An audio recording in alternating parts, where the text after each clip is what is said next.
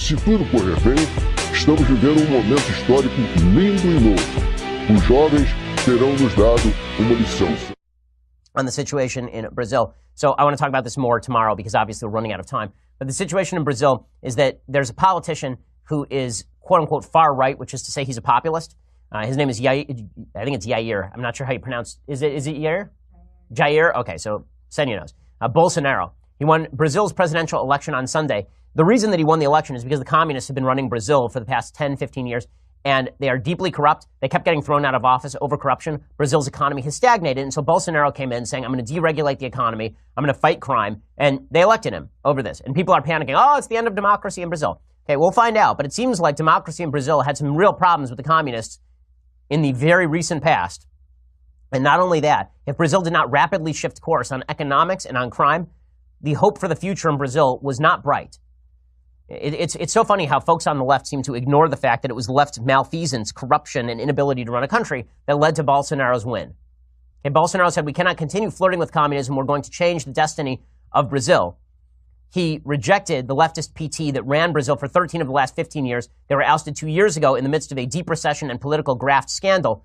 Bolsonaro won a sweeping victory. He won 55% of the vote. That is a very, very broad victory in Brazil. Folks who are panicking in the United States are panicking for the same reason that they look at Europe and they see right parties in Europe panicking. Bolsonaro's view of economics is much more akin to a free market system of economics than anything the left was proposing, and that is one of the driving factors here. Brazil was misrun in a brutal fashion over the last 15 years. The old joke about Brazil that was always told is Brazil is the country of the future and always will be. Well, maybe if they actually shifted economic policy, maybe if they started tamping down crime, then things would change.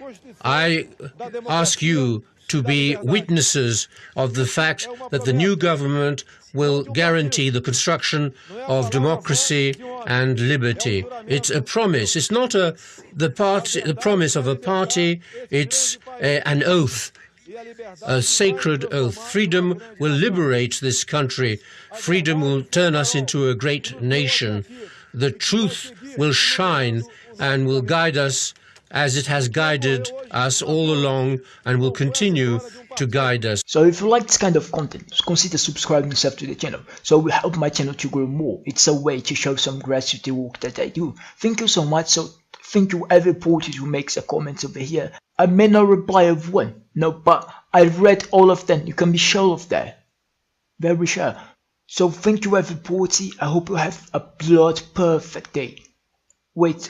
No, don't forget to share on your Twitter, on your WhatsApp, so every porter can have access to this kind of content as well, and you are helping the channel so much.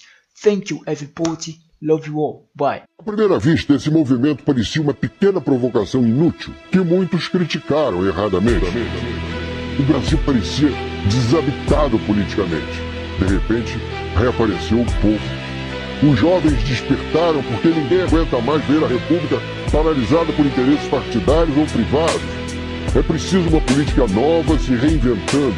Se tudo correr bem, estamos vivendo um momento histórico lindo e novo. Os jovens terão nos dado uma lição. Corrupto vai pro inferno com passagem só de ida. O gigante acordou e vai foder com a tua vida.